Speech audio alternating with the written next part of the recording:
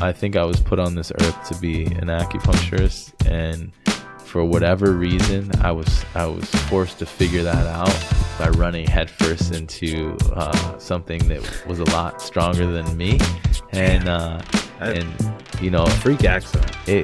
It was the best broken leg of my life, put it to you like that, because now I get to help people and give back in a way that maybe I never do if that doesn't happen. Podcasting from somewhere with protein shakes and no yearly membership fees. This is the HeroFit Podcast, the show that talks about the ins and outs of fitness, nutrition, and anything else that might get you feeling like a hero. Ladies and gentlemen, please welcome your hosts, Nick Stutzman and Dan Weber. Hello, and thank you for tuning in to the HeroFit Podcast, where we love to talk fitness, nutrition, and everything else that seems necessary, I guess. Today we'll be diving into sports acupuncture. I am Nick Stutzman with my co-host Dan Weber, and today we are joined by Dan Dominguez. Dan is the owner of Buffalo Orthopedic Sports Acupuncture. He's also a licensed acupuncturist, advanced neurofunctional acupuncturist, dry needle specialist, and focusing into sports and orthopedics. Also teaching other healthcare practitioners around the world. Since coming to Buffalo, he has opened up his own clinic and has collaborated with various types of athletes, such as players from the Buffalo Bills, in order to help them heal, recover, and perform at their best. Dan has a passion about natural, effective approaches to orthopedic conditions, serving the athletes of Western New York. So today we're going to talk to him about his practice, his passions, and more. Dan, welcome to the show. Hey, thanks for having me. Yes. So yeah, just kind of start us right off here. You know, what's give us a little bit of your background. So I grew up in Columbus, Ohio. Played football all my life. I was a 3-sport athlete: track, football, and baseball. Eventually ending up in Saginaw, Michigan, where I played college football. During my senior year there, I was running to make a catch, and in the back of the end zone was a metal wagon. Ooh. So I don't know a lot about physics, but I know that when a bone meets steel, usually steel wins. That's true. So unfortunately, I suffered a significant injury my senior year, which kind of led me down a path of understanding alternatives to the traditional methods in orthopedics. So I was fortunate enough to fracture my leg in multiple places and required 7 surgeries to get to a point where I could at least start to rehab the way that I needed to. And I was already in the health mindset. I was an exercise science major in college. That's what I graduated undergrad with. But it was through the experiences I had there that I was able to start to hone in what I really wanted to do. I read an interesting book once, and it was The Gift of Injury, and that was given to me, and it really changed my mindset on that event and the things that happened after that to develop who I would ultimately become, which is, I guess, the guy sitting across from you talking to you today. But during that recovery, I became very frustrated with the typical model of, okay, it's not right, let's go back under the knife, let's see if we can fix it. So I had the initial surgery. I came out of that. The leg was too swollen. We couldn't close it. We're going to leave it open for a week. Thanks. So I don't know if you've ever had saline remove a bandage before, but off of a muscle, exposed muscle, but it is one of the most painful experiences of your life. So then we did another surgery and another and another and another to get me to, I guess, a point where I could walk with a limp. And I was rehabbing. I'm 21 years old and I'm healthy. Didn't drink, didn't smoke, didn't do any of the things that would slow down a healing process. But the damage was so severe from the initial injury that it was kind of a question mark as to, is this guy going to ever have the quality of life he had before? And then enters my uncle. He is a licensed acupuncturist in Rochester, New York. 3 months after my initial injury, it was right around Thanksgiving, he was home in Columbus visiting family. I was home in Columbus visiting family. And that's when I had my first acupuncture session for my leg. And it was like a light went off in my body. I did not feel pain for the first time when those needles were in 3 months since that injury happened. And I was able to get up and walk without pain as well. It was one of the most unique experiences of my life. I'd had acupuncture when I was a young boy, maybe 11 years old, but I couldn't appreciate what it was doing for me at that point. I just kind of was like, this is really cool. I'm interested. I feel better, but I don't understand what's happening in my body. And I didn't really understand at that point either. But throughout that process, over the next week, he treated me every day. And I saw myself get better and better and better. Not that I would have ever been 100% had I not had surgery. I needed surgeries, right? Right. Like that's out of the question. I needed rehab. I needed to be stronger. I needed all of those things. But that was the thing that took me over the edge. And he did something that he's never done for anyone else, and that was he taught me how to needle myself. So here I am, this college senior. He gives me a box of needles, some Chinese herbs, and a couple simple instructions. He Sharpied circles on my leg and said, put the needle in the middle of this every single day because you need a lot of treatment. You're jacked up, man. And I listened and I obeyed that, and I did it every single day for the next 6 months. And it was interesting. At the 1 month mark, I went back to my surgeon, and he slapped up the x-ray from a month ago, and he slapped up the new one. And he looked at me, looked at the x-rays, turned the light back on, and sat down and said, are you taking HGH? Wow. He's like, bones don't heal that fast. And I was like, I brought my herbs that I had. I was like, it says bone pill on it. I don't know. I don't know what's in it. I'm taking this other thing is CalMag and vitamin D, and I'm getting acupuncture every day.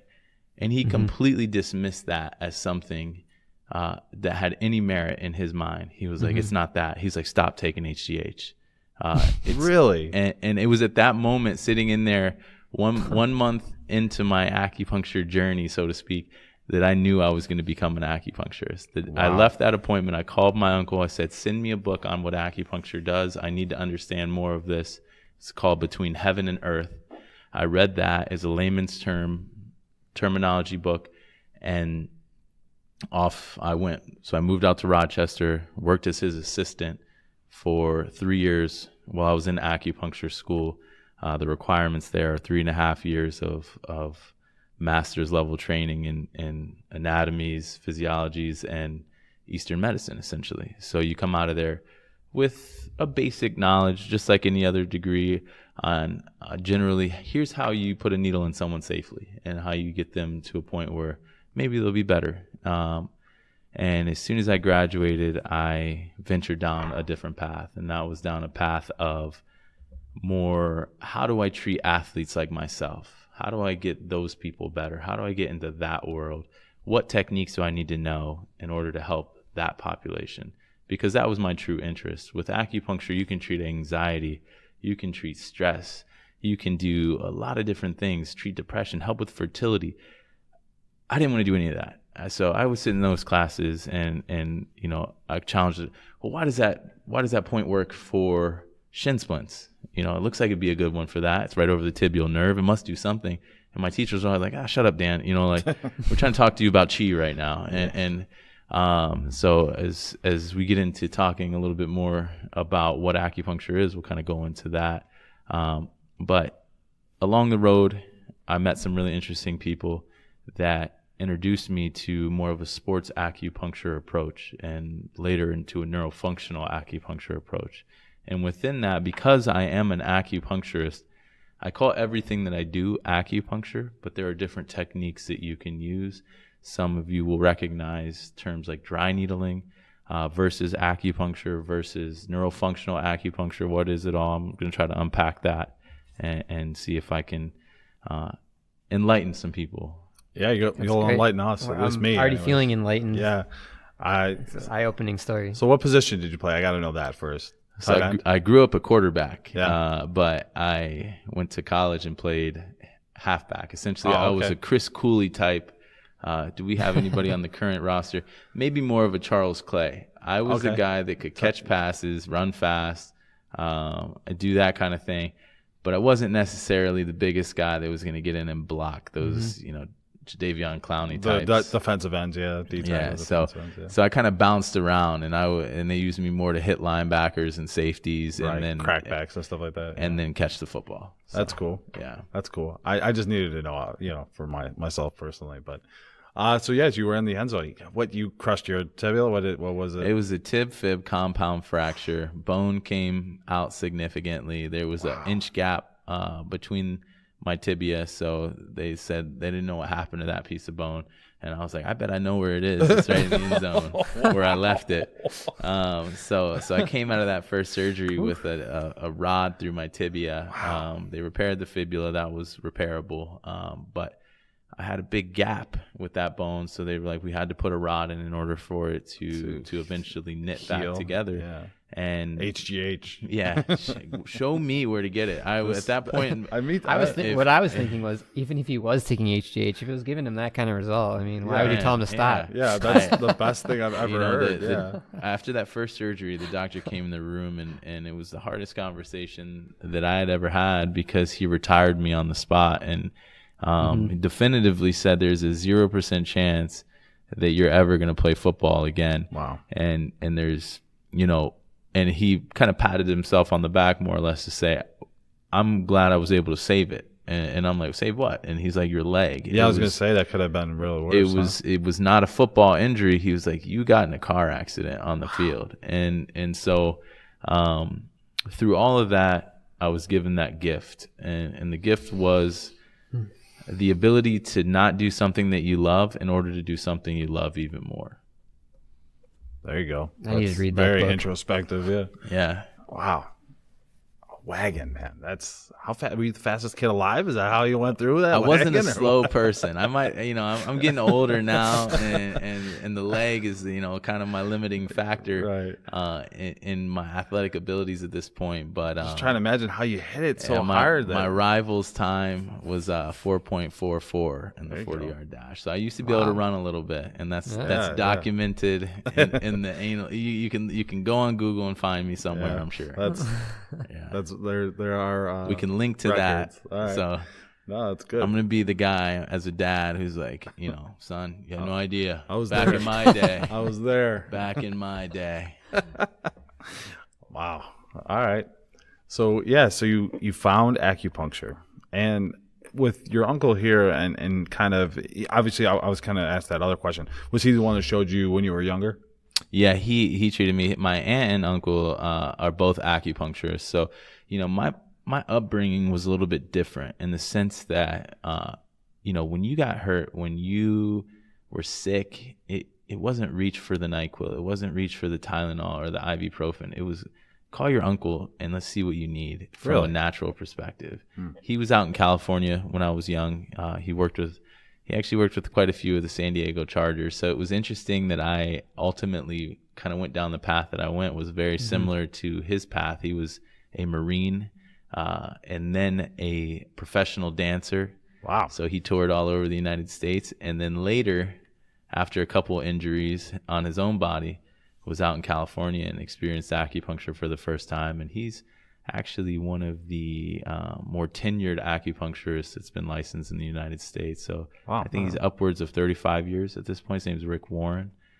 He's taught some of the big shots in the acupuncture world as well. So I was very fortunate to have him in my life to help me grow as a person, and then understand that, it's not always about ibuprofen and pain pills and, let's just take this Benadryl here. Why don't we do something more natural? Because your body's an amazing tool, I found, and really a machine that is better than any machine in the world.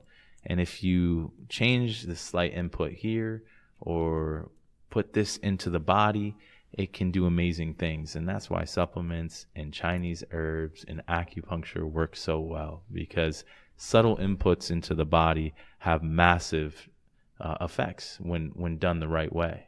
And what's interesting about acupuncture is if you look at any research article on acupuncture, They have a placebo and then the actual treatment. And 50% of the people in the placebo group still get better, meaning I could completely screw up a treatment and 50% of people will still have improvement.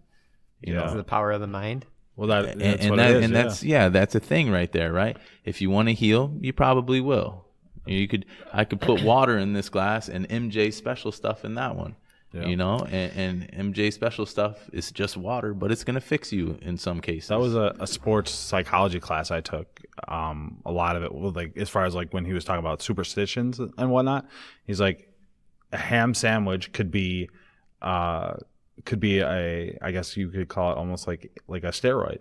Yeah. Or something along those lines, because if you believe that ham sandwich makes you a better baseball player, then that ham sandwich could be considered like that stimulant, and that's kind of along the lines of like the placebo effect, because they were talking, I think one of the podcasts I was listening to, they were talking about knee surgeries, arthroscopic knee surgeries specifically, and they said that most people should not have them. Yeah, that's a big topic. That's a huge topic, especially meniscus, right? Yeah, I've heard in the world. My mother's going through it right now with hers, and they said that you could pretend that you're doing the surgery, make it seem as legitimate as they come, and more often than not, those people that had the placebo surgeries came back feeling just as healthy as the people who had the real surgeries. And the real surgeries don't always yield that ultimate effect, which is to sometimes they have to have multiple surgeries of the same one. Yeah, and you run the risk every time you go under anesthesia that you don't wake up, right? And so when it's a minor thing like a meniscus tear, in some cases there are specific tears that require surgery, and your leg's not going to straighten and it's going to buckle over and over again. Those are the ones that you clean up.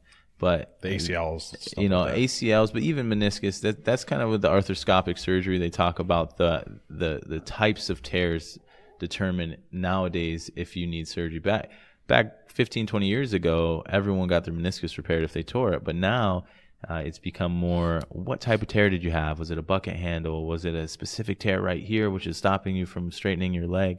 And otherwise, doctors are saying, no thanks. Like go to physical therapists. And get treatment there. And what I'm trying to do is kind of break into this Buffalo market and say, hey, I'm here too. And this is something that we used to use at the U of R, which is where one of my former employees hand in hand with PT, and it works so well. So I think there's a big misconception in medicine that it always has to be, my doctor said I need surgery, so I need it. Yeah, I fell victim to that mentality at one point. I had a surgery that was probably counterproductive.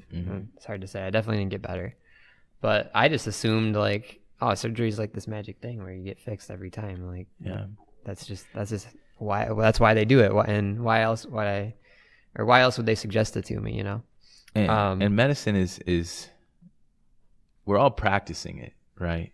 And that's why they call it practice. I know, right? Yeah. Because nobody has the golden pill that's going to let you live forever and heal everything you have. Even the best surgeons in the world have failures. Yeah. Dr. Andrews down in Alabama can't fix them all. Yeah. That was kind of my first experience in the world of like, just because you have a title doesn't mean that you're always going to have all the answers. And so, I mean, but, of course, nothing against practitioners, surgeons that are general medicine, but it's going to vary, and there's a lot of different ways to approach a problem, and so you're offering people an alternative there. Yeah, and not to say I needed surgery.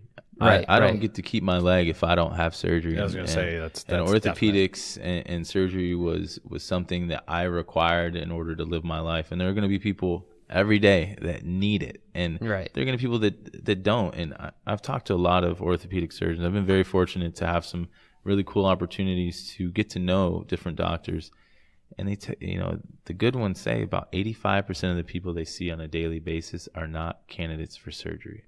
And really, essentially, they're a waste of time for that doctor. Because the doctor's like, you're in the wrong office talking to the wrong person. Waste of time for them too. Over here talking to this person, or you need to go this route. And I hear that all the time, that surgeons cut, but that's not always true. Surgeons get the things that maybe the original doctor can't figure out, you know. So with that, you say that you're, you know, because you're specializing now with athletes. So do you find that you have to kind of get with people and kind of get your name out there in that sense, so that they recommend you as this for, you know, for this type of, I guess, you know, a healing process? 100%. You know, I don't know a lot of people, and I have a pretty website and a nice Instagram and all kinds of things that draw the eye, but people come to me because other people tell them that they should come to me. And I think that is the ultimate test. It's really hard to just go in a phone book. Those don't even really exist anymore. They don't. Yeah. Go on to Google. But I guess I'm old enough to know what they are. But you Google something and you don't really know what you're getting, right? You type in acupuncture on Google and you're going to get 40 names, 40 different people with 40 different approaches. And Nick and I know how to get some of them up at the top of those lists. So we have to they're the best, right? That's why I'll jump back to the top, but it's definitely a word of mouth business, and I think ultimately things come down to the question that you ask your friend is, did it help you? And how did it help you? How long did it take? What was the process like? Those are all the information gathering that you do with someone you trust that has influence over you. Maybe that's your coach. Maybe that's your doctor. Maybe that's your best friend who's like a skeptic of everything, but they came to me and they said, wow, you got to go see this guy. And I was like, well, if Peggy believes in him, right, and she doesn't believe in anything, then there must be some merit to what he's doing. And yeah, so, you know, what are, I guess, on that, you know, kind of piggybacking off of that, you're performing some of these acupuncture type, I guess I say, I keep wanting to say almost like a therapy or procedure, but in a technique, sense, these different techniques, and you're medicine, medicine, right, there you go.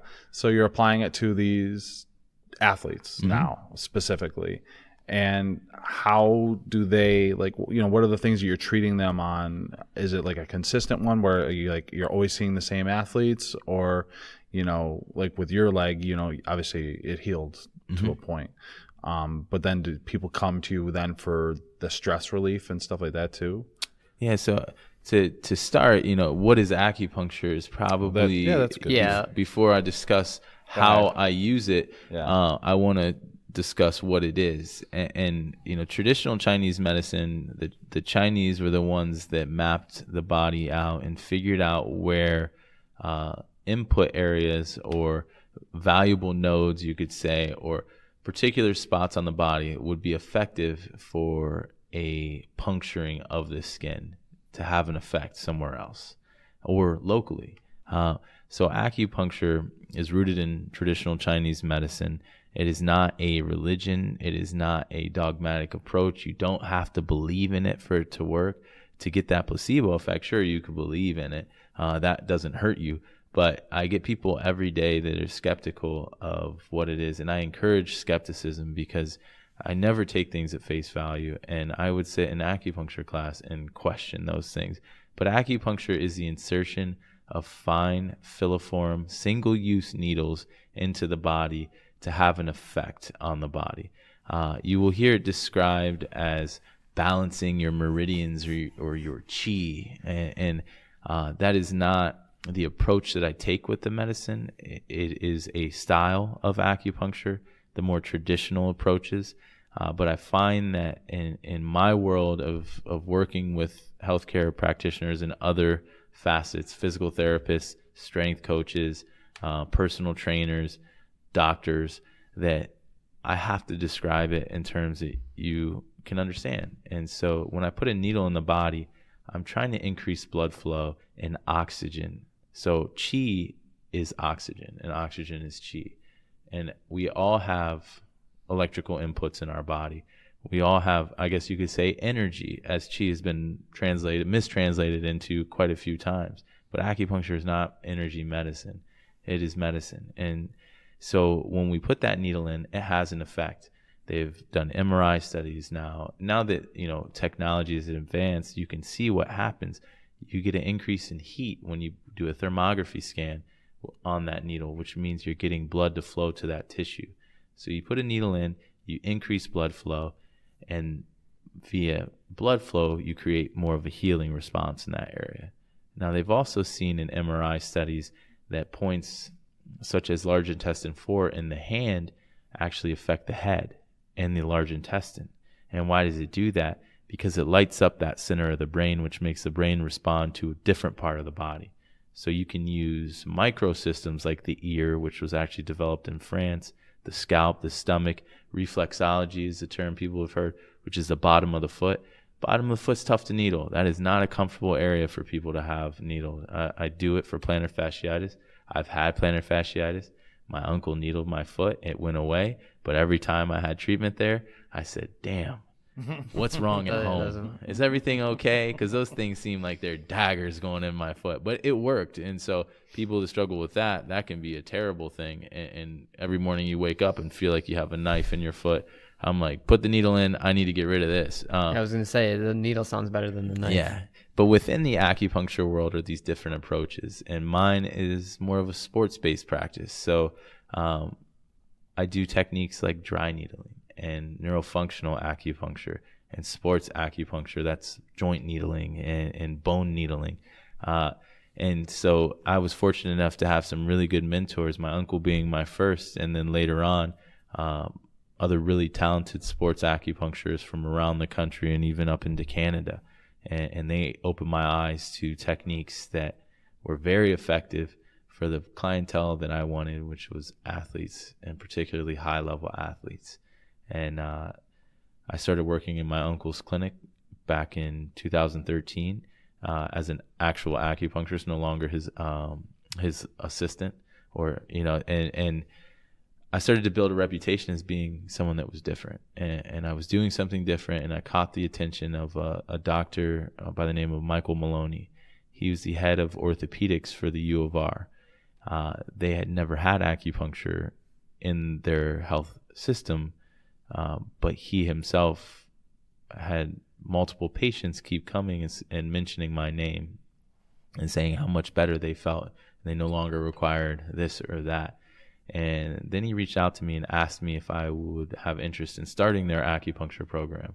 So I started their acupuncture program for them, and it was fully integrated into the physical therapy and doctor clinics. So I would sit next to the orthopedic surgeon or the PA, and one day, and the next day I'd be with the physical therapist. So you would leave my treatment room and go right into rehab, which was one of the most unique experiences I've been a part of, and seeing patients accelerate their healing process to the point where a physical therapist said to me, it's like these patients fast forward months in time when they leave your room. We're able to do things with them that we couldn't before. One of the biggest factors being that they no longer had pain. So of course you can push harder if it's not painful to do so. But the other factor was activation. So activating the right muscle at the right time. And that's where the neurofunctional approach came in. Neurofunctional acupuncture is following the nerve through the body with electrical stimulation and a fine filiform needle. It's pretty much painless, but what you'll see is the muscle contract as that needle's inside the muscle. You put electricity on it, the muscle contracts and releases.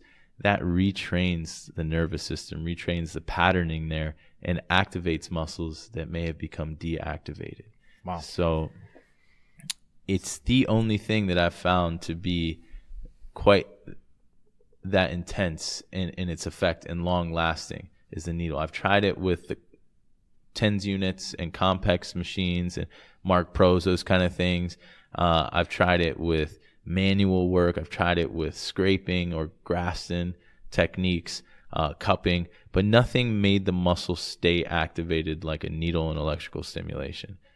So then I went up to McMaster University. I did some training with a guy named Alejandro Ella Lorega, one of the most interesting men I've ever met in my life. He's from Spain. He was a medical doctor there and started this program at McMaster up in Hamilton, Ontario, where he taught me the neurofunctional model, which begins at the spine, and then you track the nerve all the way through wherever referral pattern it may be having. So my practice is not one thing, it's many different things, but I'm able to combine that with a technique called dry needling, which dry needling is technically it's illegal in New York unless you're an acupuncturist. So in other states, you can be a physical therapist or a chiropractor, and the thing about medicine is it's state by state, not nationwide. So you may be able to do something in North Carolina that you can't do in New York. In Florida, under acupuncture license, you can inject. So I could inject B12, I could inject saline, I could inject Traumeo, different things into trigger points, and that's called wet needling. So what they used to do is find trigger points and then inject something into them to deactivate that trigger point. What is a trigger point? A trigger point is a top band of muscle that gets created because a chemical is released in that muscle called acetylcholine or substance P. These are two different things. That substance is sticky in nature and it creates adhesions in the body. Adhesions are top bands in a muscle, not the whole muscle, but a portion of it. And when pressed on, or maybe not pressed on, it refers to a different area of your body. That's the person that presses their neck and gets a headache coming up it, or they press, they dig into the spot and it shoots down their arm, or that sciatic symptom that's not from a herniated disc. A lot of people think they have a disc issue or a bulging disc or this or that. Sciatic nerve. Yeah, sciatic nerve issues. There's probably, about 85% of people walking around over the age of 50, let's say 60 at that clip, with a herniated disc, and probably 75% of them don't have pain. And it's muscles and it's inflammation and it's edema in the body that create these issues. And so what we're able to do with a needle is go in and get a twitch response in that muscle and deactivate it. That's what dry needling is. So it's not acupuncture. It's its own thing. It's its own technique. And I do hear there's a lot of fighting within my profession about the ability to do and use a needle. And there's territorial fights within our world. Physical therapists find value in it. I was a perfect example of a guy who was in a clinic doing that work, and the physical therapists were like, we need our patients to see Dan before they see us so that we can have an easier time fixing this person. And now, it's like, well, why can't we use the needle too? But I think that there's an importance in being a specialist in what you do. You don't want someone who took a weekend class and now all of a sudden they're the one putting a needle in you, and they may not know the intricacies and the techniques in order to get there. And you asked me a question earlier, as that patient gets better, can they come to you for stress? Can they come to you for that? Dry needlers will only needle the tissue that's damaged. Once that's fixed, you're no longer their patient. An acupuncturist is all encompassing, meaning they address the mind, the body, the spirit, right? So you're getting everything treated within that. So you may come to me with an elbow problem and we talk, and I get a sense that today you're extremely stressed out. Something happened. So I may put in a couple acupuncture points in your head, in your ear, in your foot that have nothing to do with your elbow pain, in addition to what we do there, so that your body's calm enough to heal, right? And I think that's a big part of healing in people with pain, is there's a psychosomatic component to it. People have pain every day, and it's a part of their identity, or they're not ready to heal because there's so much other stuff going on in their body that the tennis elbow is the least of your concerns. Your digestion screwed up, you're not sleeping at night, your job is crushing you, and so all that stuff is going to take paramount in your body before your body says, I can heal my elbow. Yeah, that's very true. And that's kind of a thing we've talked about before, about trying to do like a regulation or just kind of seeing what's going on in your life. almost like taking a step back, but for you being able to kind of get with your patients and know, getting a little bit of that feedback, I'm sure it helps make the process a lot easier.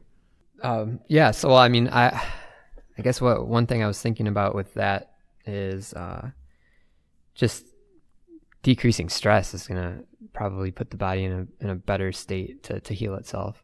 And I was also thinking like there could be like almost like a subconscious memory perhaps after an injury where the person's like just on high alert almost. It's like protecting that area or whatever, even if they don't realize they're doing it. What was the term that we learned about? Kinesio Phobia? Kinesio Phobia, something like that. Kinesio Phobia. That's probably. Yeah, it's the difference between being 95% healed and 100%. So if you're addressing that as well, it's gonna be. It's the fear of essentially still being injured or injuring yourself again. So it's in that movement, and then but that's kind of also where that placebo effect can come into play as well. They say someone's not healed 100% until they no longer think about that injury. And the movement patterns are so ingrained and they're so far past it that there's no hesitation on that cut. A guy that sprains his ankle or he favors, and that's when other injuries happen. You might be 95% here. You might not have an ankle problem anymore, but if you don't trust your ankle, you're susceptible to hurting your knee or your hip or which can cause other injuries. Because you're tensing up or you're whatever the case may be. You're overloading other joints.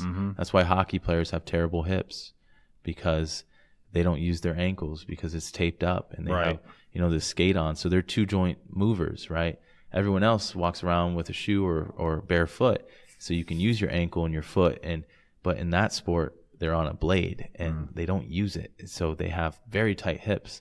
So sport to sport, it changes what we're trying to accomplish, because I can't get a hockey player who's played hockey his whole life on the table and expect that I'm going to get his hip mobility to be that of a gymnast. It's just never going to happen. And per sport, it's very different, and your body develops to play your sport in a certain way. That's true. So I'm going to circle back a little bit to the neurofunctional acupuncture. The thought that came to my head is that also going to, or is it primarily for performance? Can you use it to improve? You can use it for pain. You can use it for neurological conditions.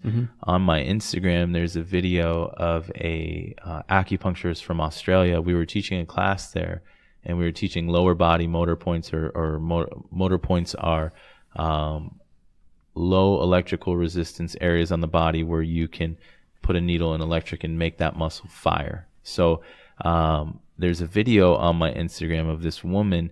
We had already treated her leg. She had had a stroke.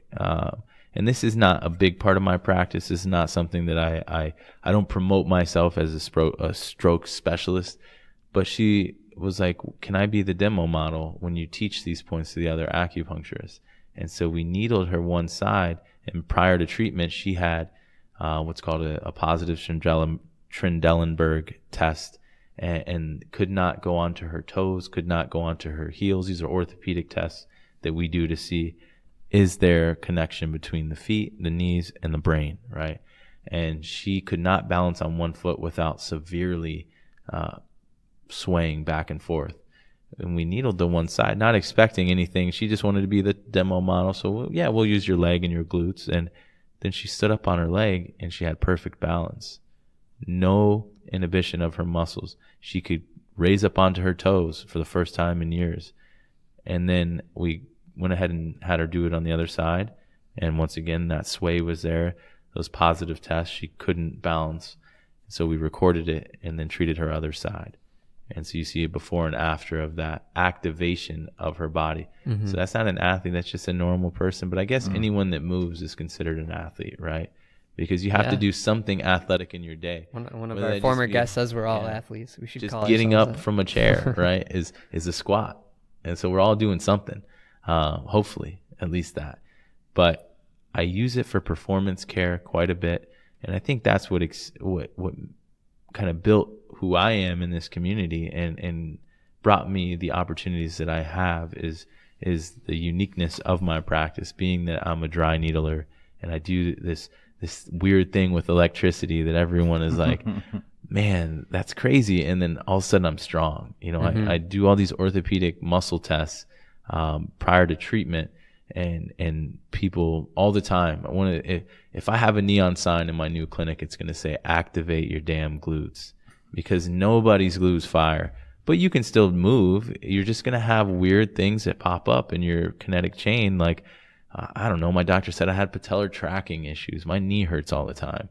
I've got this old sprained ankle, you know, it's always these old injuries, these little things. I sprained my ankle, you know, like 5 times when I was in high school. I don't know why my hip hurts all the time now, like 10 years later. And I want to CrossFit, and I don't want to, you know, do any mobility work or do any extra work outside of that. I just want to show up, do the organized warm up that everyone else is doing that's 20 years younger than me. And then I'm going to go into my WOD and I'm going to be fine. And then, you know, or they had an old ACL injury. I can't tell you, if are listening to this and you have an ACL tear in your history, your glutes aren't firing unless you're doing band work consistently.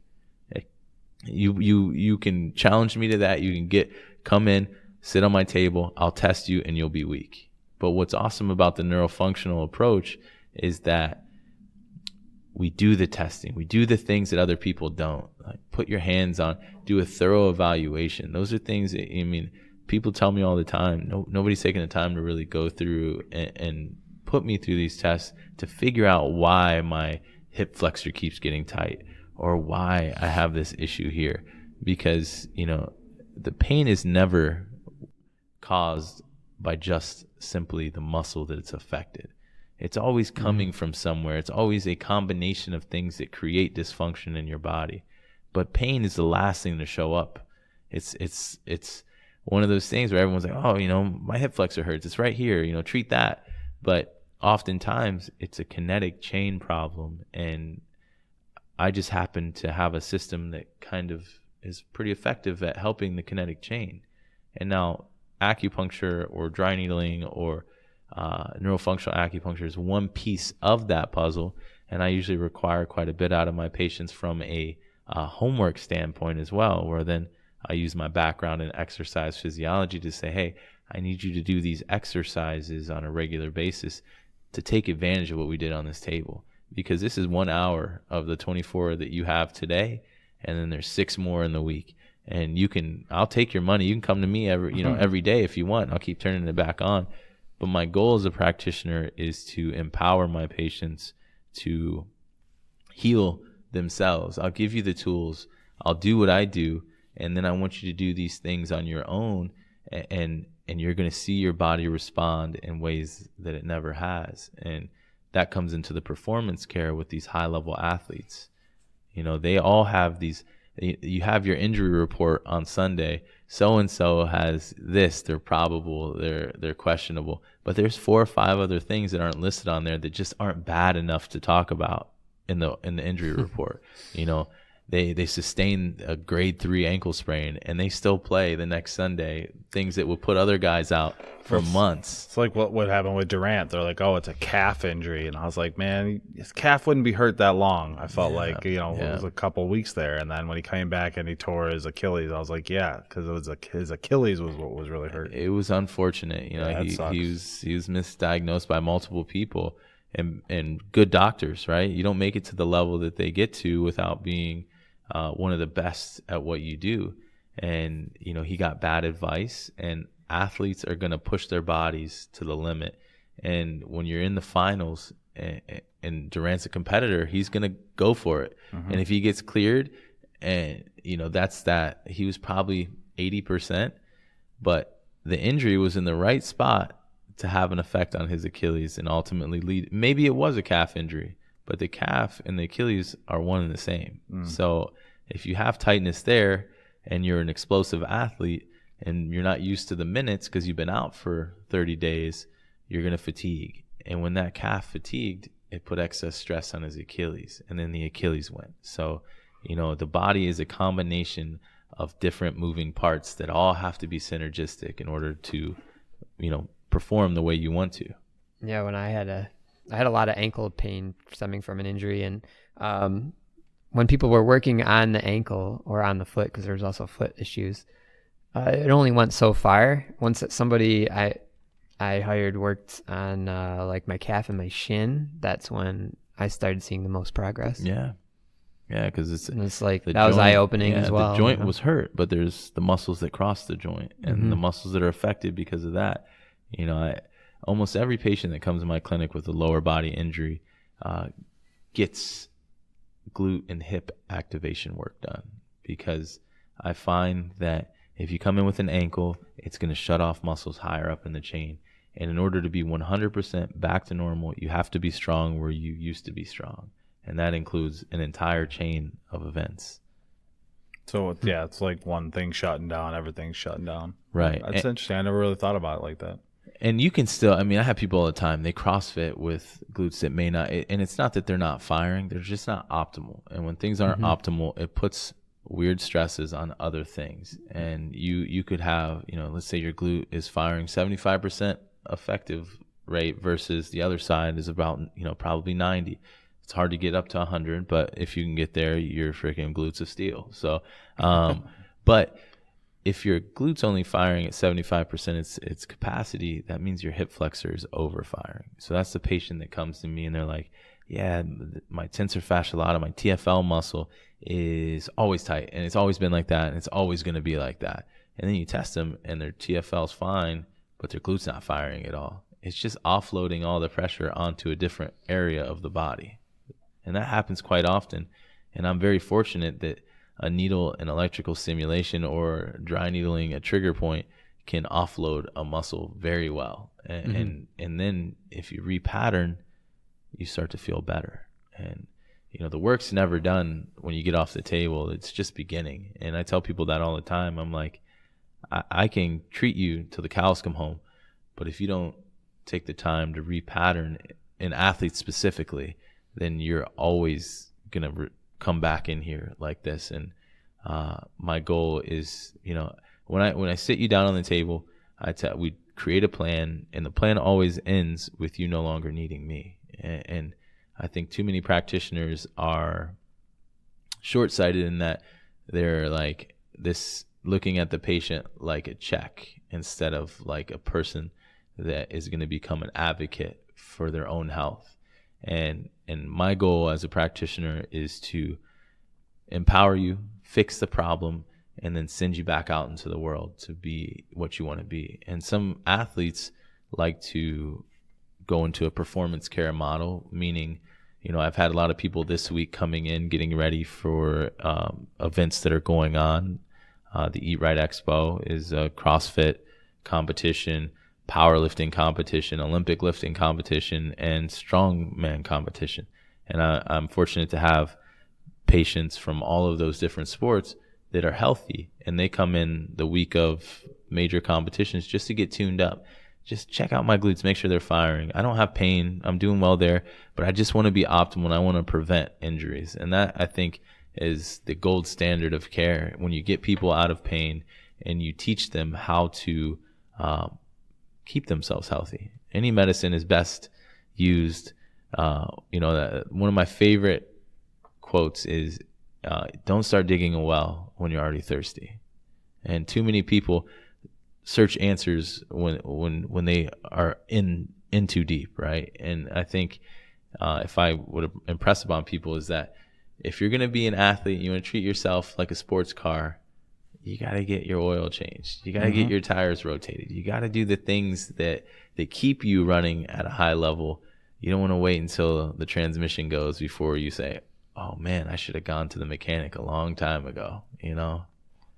Yeah. And even the other way too is I feel like you're the guy checking the check engine light, and then you're diagnosing where that's coming from too. And if it's not from obviously like an actual like injury where we know they have a torn ACL or they have a broken bone along those lines, if it's just a pain or something along those, perhaps then they're like, all right, well, it's because of this. And like you said, the chain and figuring it out like that's pretty awesome. Yeah. And I think, I always try to put myself in the shoes of the person sitting across from me. And I tell them, if I were in your shoes, this is the approach that I would take. And sometimes that includes acupuncture. Sometimes it doesn't. I refer people out every single day when I say, hey, you're in the wrong place at the wrong time. Like, you need to do this before you're ready for this. Or, you know, we were talking about it earlier. The patient comes in and their digestion's a mess. They're, you know, stressed out. And I'm like, why are you worried about your back right now? You know, you got to get your life together. We got to figure out what's going on there. You need to go see, you know, a specialist in this field, and start with that, because you're not ready to have your back. Like, you're not going to heal there. Like, what am I doing? I can release the muscles, but you're not strong enough to take on the input and heal. So you need to get that taken care of, or get this taken care of, or, you know, quit your job or whatever it is. People come in all the time, and my uncle uses this quote all the time, and he goes, all disease begins with dis-ease. And you break that word down, and stress is killing Americans at an insane rate. Yeah. And stress is one piece of it, but stress creates other problems in your body, and it slows down processes and healing in your body. And when you end up on 5, 6, 7 medications, there's stress on your system that are going to slow down natural healing inputs like acupuncture or chiropractic. Or it's like, I've been doing glute bridges, and my physical therapist says I just need to do these bird dogs and I'll heal. But that same person is, you know, morbidly obese and doesn't move outside of going into their 1 hour physical therapy appointment, and their diet's completely shot. They have no direction there. And there's a big disconnect with that person being here in this orthopedic model when they need to see a nutritionist, and they need to talk to, you know, a life coach or whatever they need in order to build a universal plan for their body to heal.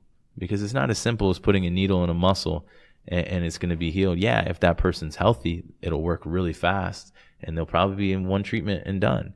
And then there's people that think they're healthy, and they're a walking, spitting image of you know, six pack. They look great, but their adrenals are shot, and you know, they don't sleep at night, but they look perfect, and you're like, man, that guy must just be the epitome of health, and his allergies are crazy, out of control. He can't eat, you know, gluten or this or that, but he does, and he keeps eating it, and he's inflamed all the time.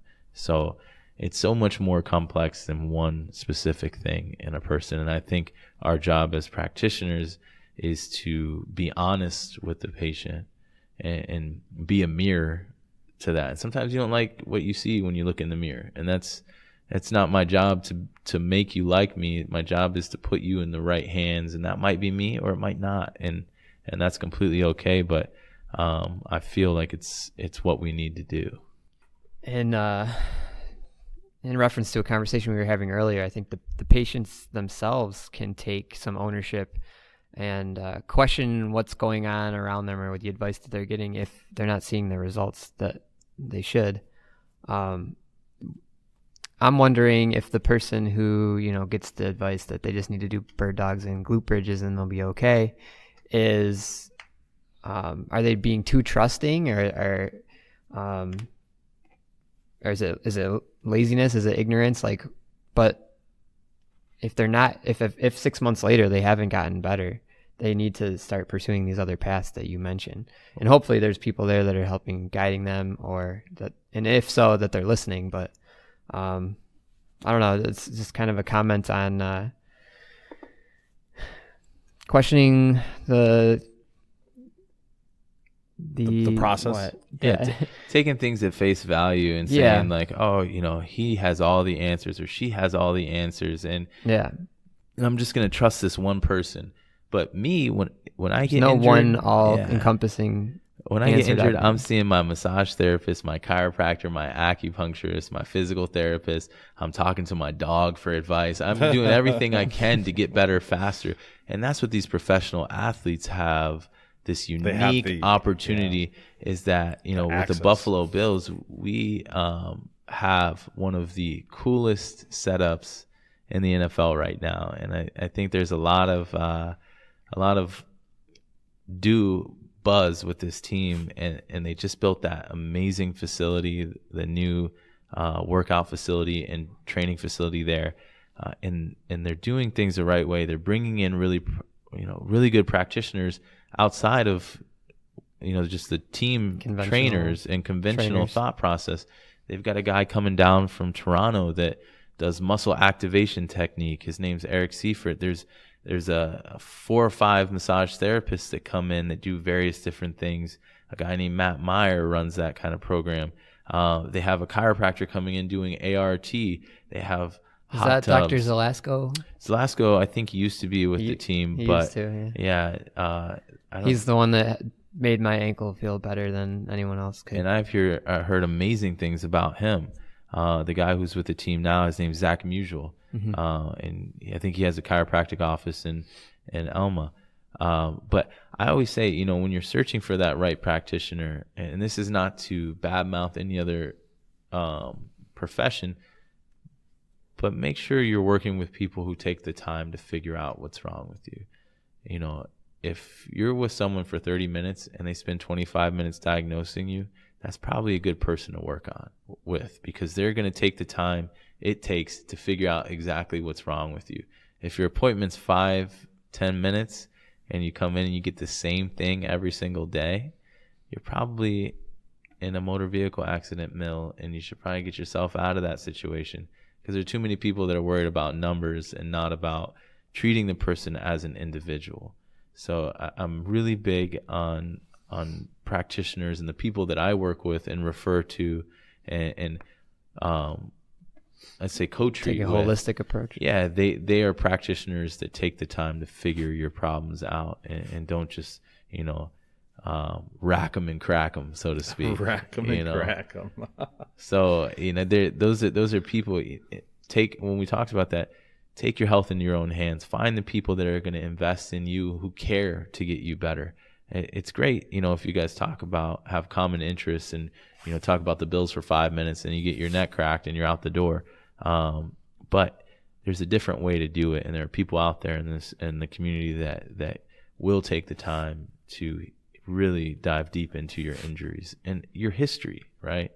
And ask the questions that are unrelated to your shoulder pain, right? Because if you're not getting better and you've tried everything, it's probably because you have some other things that need to be addressed. Like, look at your nutrition. How are you sleeping? It always comes back to, are you just constantly CrossFitting? You don't take any time off. Every major sport has an off season except CrossFit. I feel like CrossFitters CrossFit until their hands bleed. I mean, I CrossFit until my hands bleed. But I think it's important to take time off because your body needs recovery. You should be building in active recovery in your day, whether that be yoga. In Chinese medicine, they talk about yin and yang. Yin being the water aspect of your life, the calming factor, the let's say more feminine side to things. Yoga is more, it can be yin, or you could do power yoga and you're sweating and it's all yang, right? And you're constantly losing things. That's the same as CrossFit. You're sweating, you're overexerting, you're doing these things. And I love CrossFit. I love HIIT training, but I also recognize the value in rest and recovery. Agreed. And shutting it down and not pushing until you're just spent every single day of your life. You need balance, and that's kind of that yin and yang mentality, meaning, I'm going to go real hard and I'm going to recover real hard, and I'm going to do them both. And we were talking about that with these professional athletes. They push and push and push, but no one sees the other side of it, which is what they look like on Monday after a game, and just the mass unit that is the training room. And these guys are beat up, and there's a literal team of people that put them together throughout the week. And there are guys that spend thousands of dollars on their bodies just so that they can play on Sundays. And nobody sees that side of it. They just see it. Man, it must be great being a professional athlete. These football players, they make so much money. Sunday. Yeah, the touchdowns are great, but the things that get them to that point is something that I'm fortunate enough sustainability to be a part of. Yeah, and the guys that have long careers figure that out pretty quickly. And I'm fortunate that the Bills asked me to join their staff and be a part of that process, so that I could add my 0.02%, you know.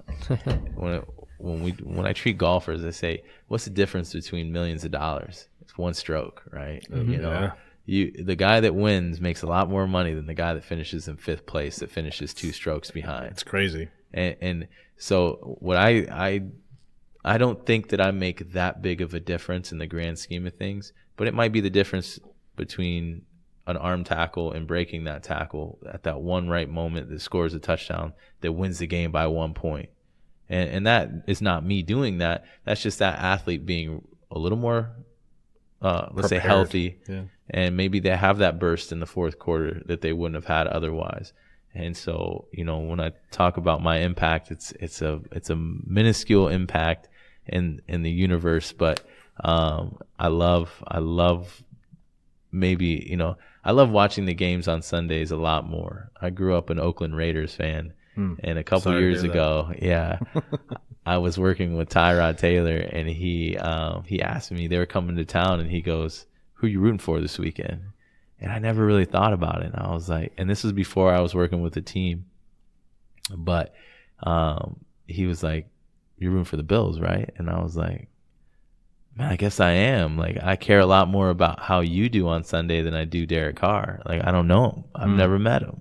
And so I feel a lot more invested in the sport because of that, and invested in those guys, and feeling like I'm a part of something that I think is going to be pretty special here. I think they're doing some really cool things over there. And there's a lot of warranted buzz going around Buffalo right now. One can only hope. My heart's been broken too many times. Yeah. I was the guy that used to make fun of all my Bills friends. That I was like, man, here we go again. You guys are back. Converted this into is the misery. Your year, man. Yeah. This is your year. I hear it every year. And You've then you adopted guys that now, huh? Yeah. So I have definitely adopted it. You just kind of touched on something that I've been curious about this whole time, which is, why do you think you were drawn to athletes and wanting to work with athletes or work on, let's say, elite level performance? See, I don't know if you've thought about that. Like, what draws you to it? It sounds like a little bit you like the camaraderie and the team like coming together to accomplish one goal. Yeah, I played in college against multiple guys that have actually come through the Bills facility. Really? Chris Ivory and I played against each other in college. Wow. Andre Holmes and I played against each other in college. So there are numerous guys that I've come in contact with far before I really came in contact with them.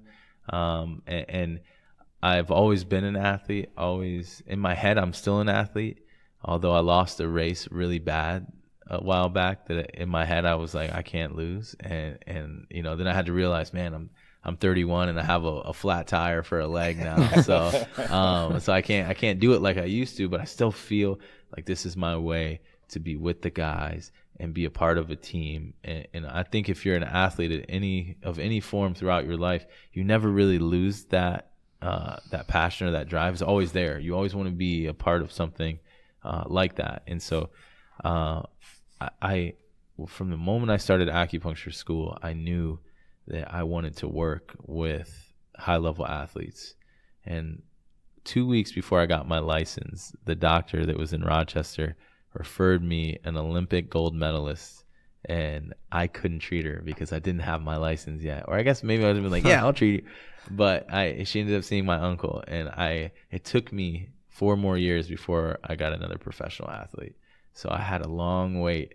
But what sport was she in? She, I can't say because of HIPAA, but she was an Olympic gold medalist. And wow.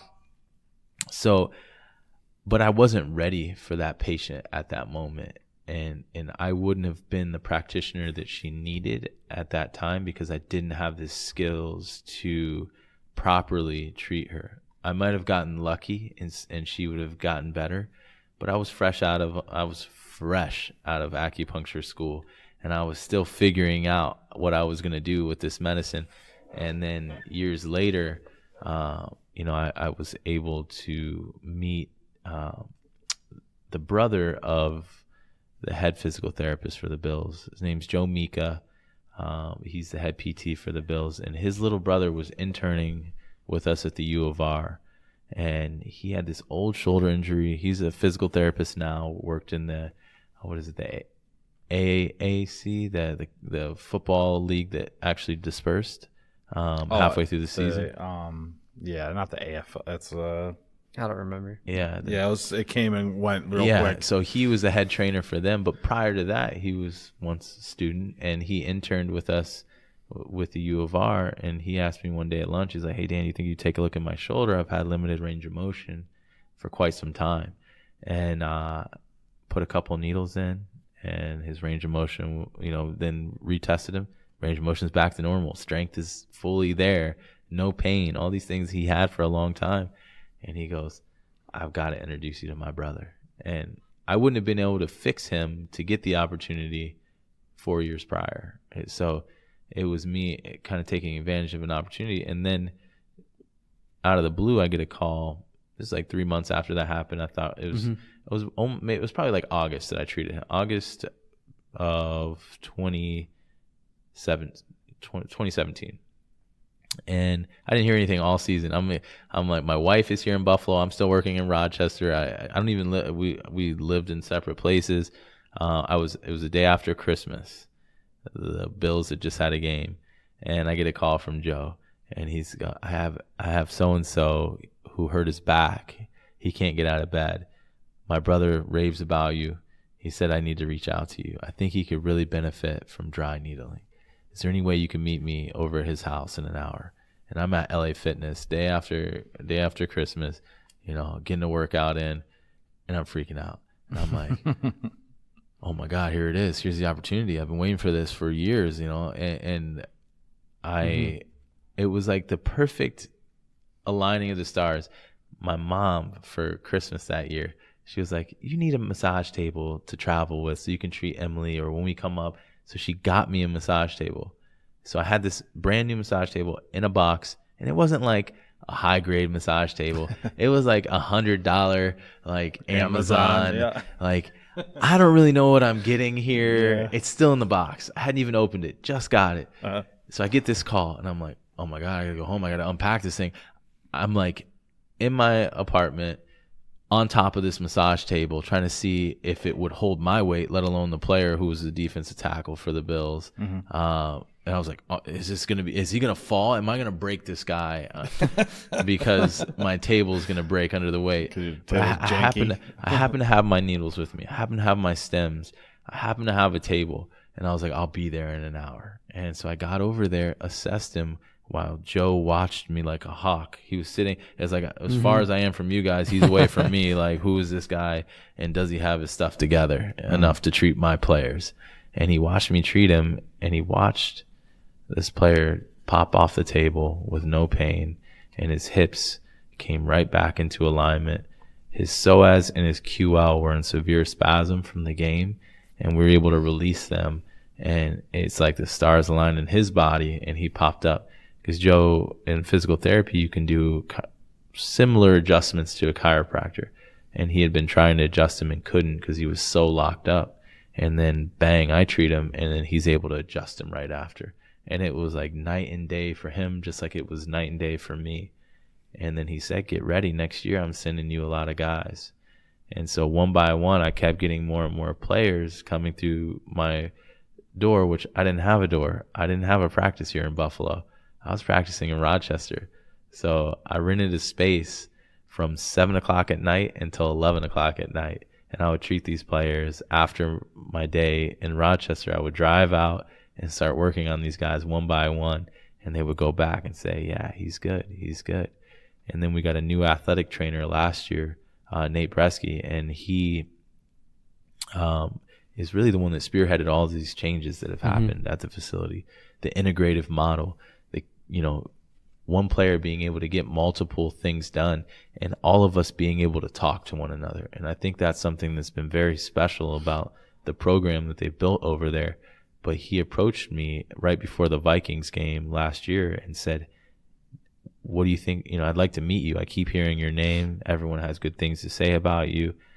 Can you come over to the facility? He lined up 3 players and said, evaluate and treat. We talked for like 15 minutes, got to know each other. And then he said, you got your needles here, right? I can't dry needle here. I used to dry needle when I was with the 49ers, but in New York, I'm not allowed. So we need to find somebody who can do this because it's valuable and the players are asking for it. And so he lines up 3 guys, and I had to treat them on the spot. So whatever I found, I had to assess and treat. And then he offered me a job the second after I took the last needle out of the last guy. And so I go over to their facility a couple times a week. Their players come over to my office. We work with them. So you never know who you're going to run into in the waiting room. So it's one of the cooler things about that. And as I get more and more into this Buffalo community, my practice has only been open here for a year and a half. I'm starting to break into some of the other sports. So I do some consultant work with the Buffalo Bison as well. I've had some pro hockey guys come through, but they're usually guys from Buffalo that play with other organizations. I've not had the luxury to treat any of the Sabres yet. So if Jack Eichel's listening, I know a guy. No, we know he's a listener. My buddy actually just got back. He's an assistant athletic trainer for the Sabres now. Yeah, so he was for the Sabres, and then he went back down to the Americans. So he's in Rochester for a while. Yeah, now he's back, and he just came back. He's in Buffalo for the Sabres now. Yeah, so and those trainers, man, I have so much respect for them because they are underpaid and overworked, and they just get grinded in these pro sports. And and I think it's nice for them too to have some practitioners that they can say, hey, my hands are sore, go see so and so today, because there's not enough of them and there's way too many players per practitioner.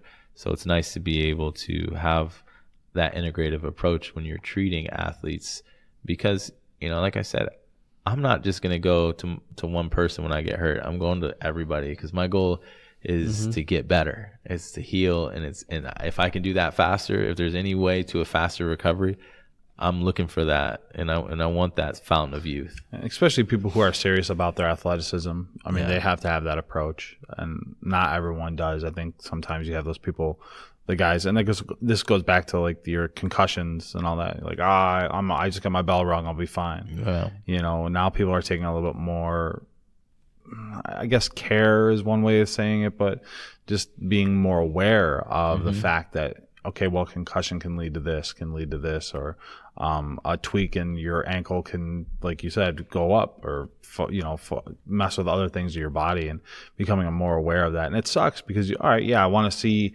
Aaron Rodgers come out and play. I want to see Kevin Durant play, but if they're not being taken care of properly, then we lose them because of injuries that they could have possibly prevented.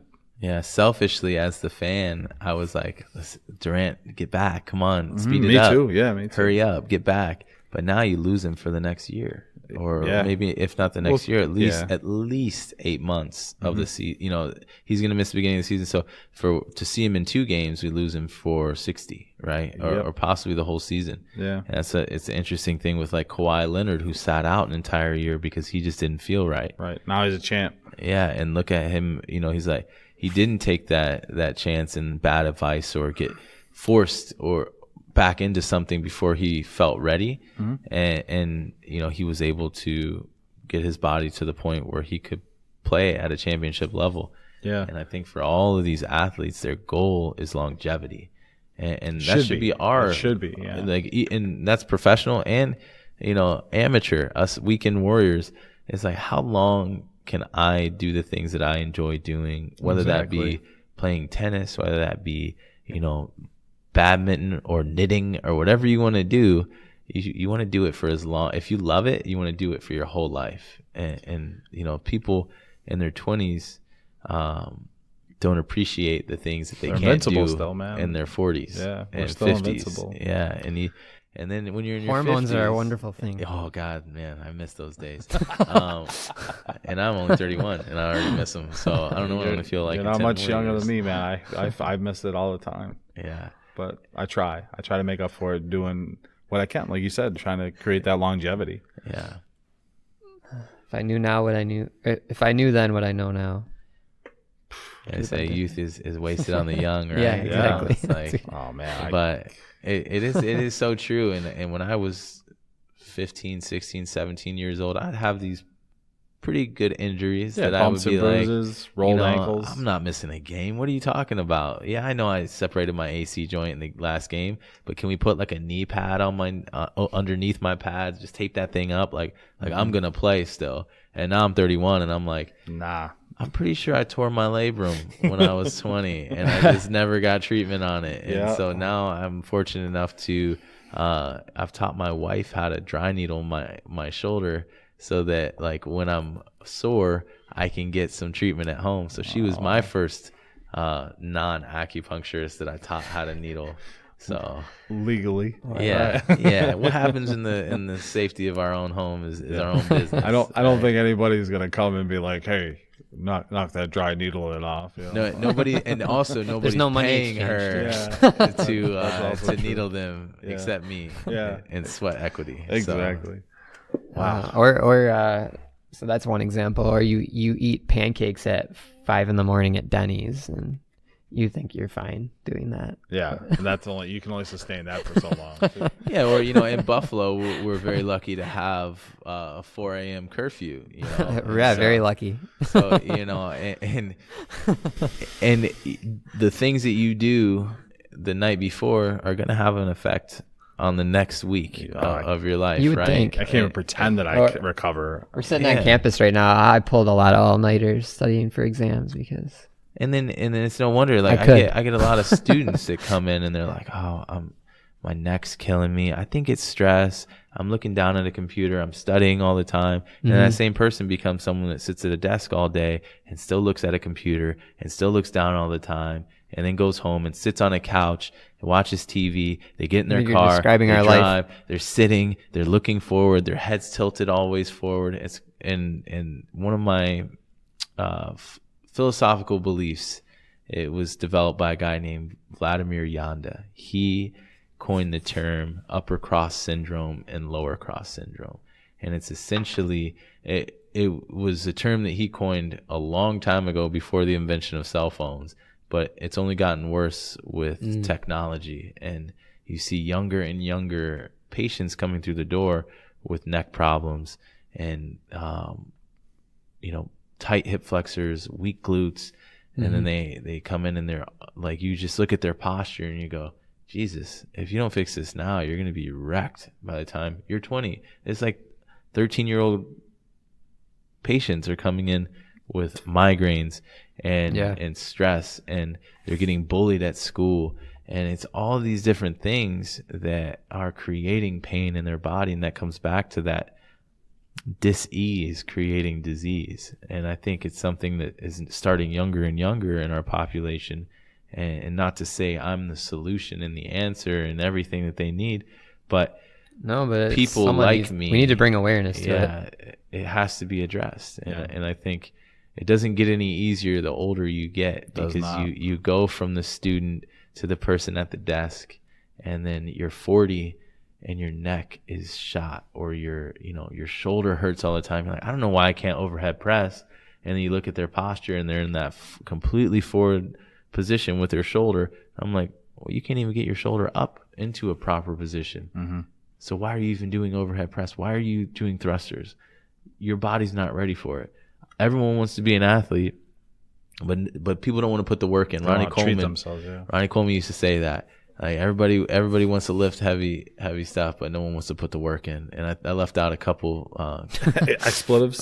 Phrases that he put, but all these people are walking around saying like, I'm a high level athlete. I'm an Olympic lift, but they don't know how to put their body in a position to do it. And I think there are a lot of people in the community that can help with that. There's some really good strength coaches. There's some really good practitioners that key in on those things and help put them together so that they don't risk the injury that they're going to definitely get otherwise. Like, I get that. I can't tell you how many CrossFit coaches send their athletes over like, hey, so-and-so, like, and they're starting to understand what I do, which is helping, and that relationship and that synergistic, referral pattern where, I think a year and a half ago, before I came to Buffalo, everyone would have just gone to their chiropractor and said, get my neck cracked. and we get a little scraping, I should be fine. And then now I'm more and more involved in this health field, and people are starting to say, I probably have to go see Dan for this. And I'm happy to help, and I'm happy to refer to the other people that can help and do that. But I think, I definitely think there's great value in valuing your body, and people need to do more of that and take time. I was talking to a woman today, and she told me something that I really liked the way she put it. And she said, you're either going to pay for it now or pay for it later. Yep. And why not feel good and feel better now? And that might cost a little bit of money. Yeah. Unfortunately, not all insurance covers all these cool people that are in the community. But if you don't take care of those little things now, they will take care of you later. Like a snowball. Yeah. It's the little things that build into big things. And when you're 20 and your neck hurts, most of the time it doesn't really, and you just do nothing, you feel better. And then in 5 years, it's like, man, I keep throwing my neck out. I don't understand why this is happening to me. Then it starts happening more often. And then you're 50 and you're so far gone and so far in the hole because you didn't address it when you were younger, that now you're grasping at straws. And it's like every surgeon saying, hey, you probably need surgery. And you're like, oh, I'm going to start trying to get treatment now. But it's too late, right? You've gone too far into that hole. Sometimes it's not. Sometimes you can dig yourself out, but it takes a lot of work and a lot of money on the backside to get there. So why not do it, dig that well before you need it? Agreed. Well said. I'm convinced. Yeah, I really appreciate your Get story. you guys in, yeah. Yeah, I appreciate your story. And I'm ready for a session. Yeah, I definitely like to try some things. Just to see. I mean, like I said, I feel like there's a bevy of good healing properties with this type of thing. Where perhaps we should undergo it and then report tell back. the listeners about our experience. Let's report back, of course. Yeah, the good, bad, and the ugly. Yeah. Yeah. All right, Dan. It has been great story, man. I do appreciate that too. I think how you've come up and you've gotten the opportunities and been able to shine has definitely helped get you to where you are too, which is, what I mean, you got to give it to yourself, give yourself a pat on the back. You've taken your opportunities and been able to really, kind of kick some ass with it. So, and I think, ultimately the thing I'm most proud of is the people that I've helped and being a part of this community and adding my 0.02% to their life and making an impact on people that maybe were out of options. In some senses, I'm a lot of people's last stop on the road. Acupuncture is not always the thing that people say, I hurt my shoulder, I'm going to go see Dan before I see anyone else. They go to their doctor, and then their doctor says, you're not ready for surgery. Then they'll go to, physical therapy for 16 weeks and many people get better and never need anything else. But then there are those people that fail out of physical therapy, and then they're like, well, try massage, and they go and massage and they fail out of that. And then somewhere down the road, someone says, have you ever tried acupuncture? And I'm trying to get a little bit sooner in that, that referral pattern getting of it people. In their face. Yeah. I think you also helped with your more materialistic or mechanical explanation to make it more palatable for people. Yeah. I think I'm trying to take the woo-woo out of something that is not woo-woo-y at all. But there's definitely this misconception that acupuncture is this mystical thing that's based in energy medicine, and it's couldn't be further from the truth. And there are many people out there who would bang the table and say how much they've been helped by it, and there are people that are going to say they haven't been helped by it. But I think you could stand in a room full of people and 20 of them would raise their hand and say, yeah, surgery didn't help me, or this didn't help me, or the water just doesn't hydrate me. There's always going to be someone that doesn't get helped by something. Pretzels are making me thirsty. Yeah. So, but I sometimes wonder about negative placebo effect.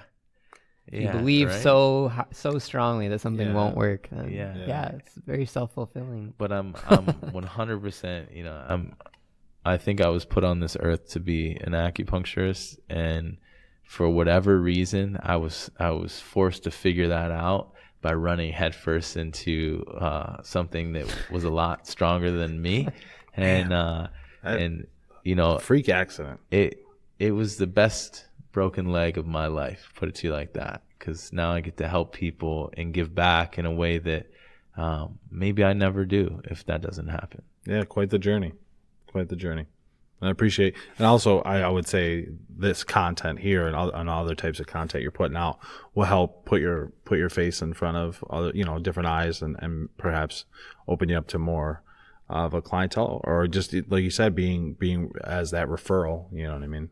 Yeah, and I appreciate the opportunity to have me on tonight and share my 2 cents. Yeah, your expertise. Thanks for being on. Yep. But we're not done yet. Not done yet. We're going to hit you up with some shotgun questions that we ask every guest, pretty much, in one way, shape, or form. And so we're going to have a little fun here before we round out the end of the show. And we'll get you going. So first question is, your favorite cheat meal? Oh, it has to be Chipotle. And some might argue that that's not a cheat meal. I would. It's not the, Yeah. not the worst cheat. That's not the worst thing. Yeah. Lloyd or Chipotle, if I can get Mexican in my life, I am half Mexican. And I will indulge fully and partake in that, you know, and I know in Buffalo you get a little upset with me for not saying wings, chicken wings, but I do enjoy those as well. I think food is my favorite cheat meal. So That's how I feel. that's my life. If it can involve some sort of thing, for the most part, I try to stick to a low carb. I like Slow Carb by Tim Ferriss is my favorite way to live. There's your Mexican, right? Yeah, so Lots of beans, and more beans. There you go. It's a magical fruit. So. All right. Beans, guac, meat. That's pretty solid. I've been trying to do that too, but today we had the 92-cent hot dogs at Ted's, and my roommate was like, "I'm going." I'm like, "All right, get me 2 hot dogs, you know, with ketchup, mustard, chili, all that stuff." I was like, "That'll be my cheat meal for this today." You know? I'm a guy of many quotes and phrases I like to live by, and on my Instagram, in my subtitle, it says everything in moderation, including moderation. So Yeah. I think it's important to live in moderation, but also enjoy your excesses from time to time. But if your excesses become your norm, then obviously you have to rein that back in. The struggle is real. The struggle is real. All right. Favorite exercise movement?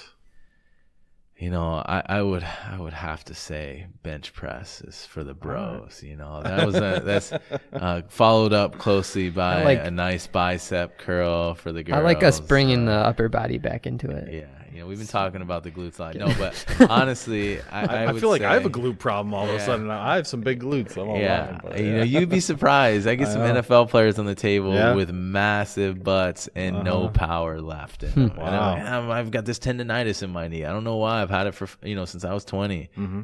But you look at them and they're the spitting image of a Greek god. Right. But yeah, I like selfishly a nice bro day in the gym every once in a while to change it up and just. You gotta. So I feel like everyone that comes on the show thinks they have to say squats or deadlifts. Yeah. You don't have to. Yeah. You can say whatever you want. Snatches, high We pulls, just whatever. got the mirror muscles brought into it. Yeah, you gotta have a little bit of that too. All right, I appreciate that. I don't see it. It's tough because this question here, I'm trying to figure out how I can kind of ascertain it to you. And I feel like right now you like I said, you're living the dream. But this question doesn't apply because he doesn't allow himself to have things he wants to change. So the question is, if there was one thing about your fitness career that you would change, what would it be? But I feel like that one thing that you would have changed would probably have been your injury. Take the tragedy and turn it into triumph, though. Yeah, you changed it around. So I mean, we could have that injury 10 years later after I retired from the NFL. You know, all right, fair enough. And then I could go to acupuncture school. Ricky Williams, famous running back from Texas, Heisman winner, is in acupuncture school as we speak. Oh wow.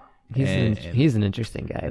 Let's get him on the show. Yeah, I've had multiple conversations with some of the players that are trying to figure out what's next. What's the next step? And a lot of them utilize acupuncture so much, and it vibes with what they believe in. That they've asked me quite a few questions about what's the process to become an acupuncturist. So I think it's one of those things where all these guys, they have other interests, they have goals that they eventually want to. They know football's not the only answer. And they see me in the world of it, and they're like, oh, I can stay connected to the sport and help people the way it's helped me. And for me, I never quite made it to that level.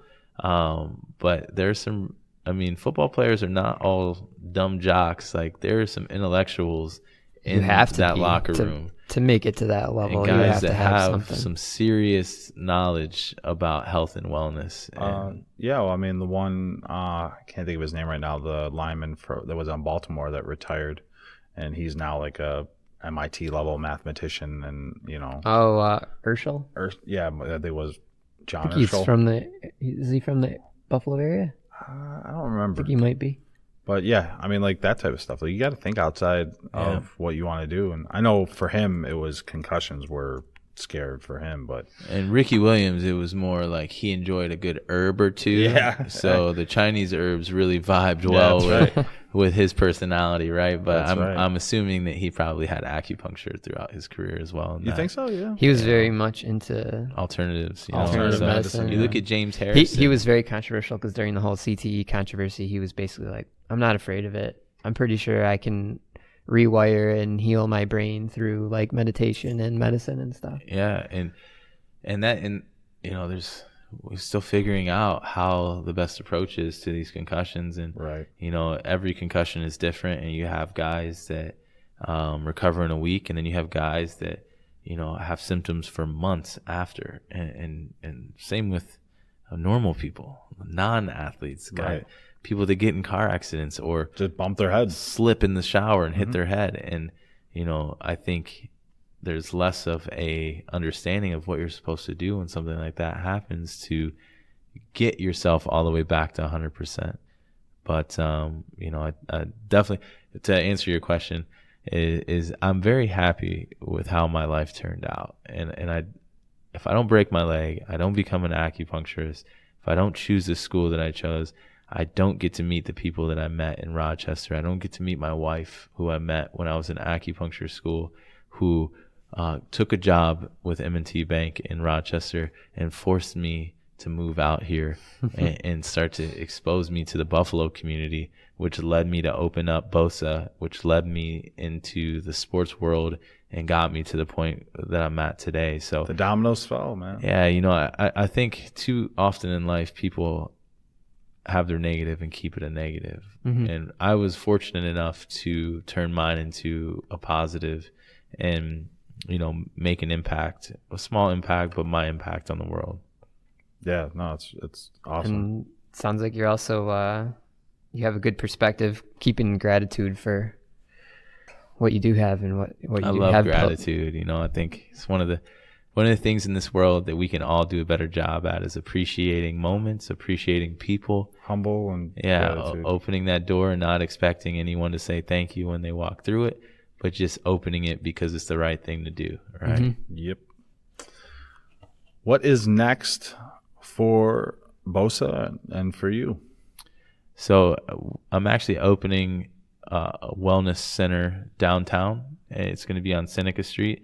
This is breaking news. It's something that some of my patients and friends know, but it's actually going to be between Chefs and Detundos in the city. So I want to set down roots here in Buffalo and start to develop, a place where people can go and know that they are going to get the right care, and it's going to be the right team of people that can be a stop on your road to fitness and health and recovery or whatever your goal is.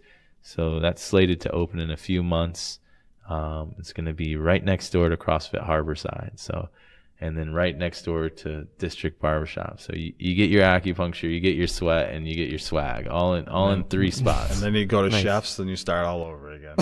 And then you get your regret, right? Yeah. Then you start all over again. That's your comfort. That's a circle of life. Keeps me in business, Is that right? the yin or the yang? Business is a booming. Yeah, you go over there. Yeah, go eat over at Chefs. Yeah. Get the chicken parm or whatever they're known for. Give me the spaghetti parm all day. Yeah, spaghetti parm palm. I had that, and it was a life changer. You know, It is. just Give me all day. They're having a celebrity spaghetti parm eat off, and I'm like, I'm not a huge celebrity at all, but people know about HeroFit. Yeah, I know we will, but just let me eat spaghetti parms. I was like, I think these bandettes, they can't eat spaghetti parms. They can appreciate this moment. I'll eat you out of spaghetti parm. Let's go. Maybe that's going to be my new cheat meal. There you go. That's got to be, man. Oh, it's so good. All right. Last question. Any pro tips that you want to impart on the audience? I feel like you've given a lot of good pro tips today, but any last one, any other gems you got left over? Man, I'm about tapped out on those. But I feel like, let's say try something new and do something for yourself that you're 5 years down the road, your body will say thank you for in the next week. We like that one. Yeah. If you could do that, if you can, and wake up every morning trying to be a little bit better than you were yesterday, it's going to turn out okay for you. Awesome. We're always trying to do new things and be a little bit better every day. It's what this podcast is so far. That's where we've been definitely promoting. And a lot of guests, I wouldn't say those exact words, obviously, but they definitely say something similar to that in different ways of just getting out there, get your body moving, and look out for the future, because that's a lot of people don't realize it. They don't look at the future. It's catching up to you every day. Mm-hmm. I hear all the time, a lot of people, I hurt my shoulder before, but I always just bounce back. So yeah, but you were a day younger yesterday than you were today, right? Right. So your body's never going to be as young as it is at this very moment you're listening to this, and everything is going to be a millisecond slower forever moving forward. So unless you're 5 watching this, in which case you got some good years in this universe and in this realm. Yeah. So I think just getting out there and sweating and motivating and being gracious and appreciating your life for what it is, and knowing that you can have an impact on making it better is pretty cool if you think of it like that. And you might have a rainy day. We all do. But the sunny ones are much better when you've experienced the rainy ones. Mm-hmm. Or snowy in Buffalo. Dan loves the snow. Oh, I can't get enough. All right. Dan, thanks for joining us. Thanks for having me, guys. Yeah. And thank you for listening to the HeroFit podcast with Nick and Dan. We hope you've enjoyed this episode and have learned some things to help you improve your health. Maybe you'll want to get needled now. So acupuncture can help you take care of your body, it sounds like, but now it's time to take care of your mind. Subscribe to the show so that you can get future content and level up your life. And if you want to know more about this episode or listen to past podcasts, go to HeroFitPodcast.com, where we have links, descriptions, images, and other content for you to enjoy. And feel free to share this episode with a friend who needs to improve their performance or soothe their aches and pains. If you're interested in hands-on learning, Dan will be teaching sports acupuncture courses later this year. On October 20th, he'll be in Toronto, and on November 30th, he'll be in Amsterdam. For more information, you can go to www.BOSA716.com, or you can find out more from Dan's Instagram account, which is at BOSA716, BOSA for Buffalo Orthopedic Sports Acupuncture. We'll share those links on our website as well.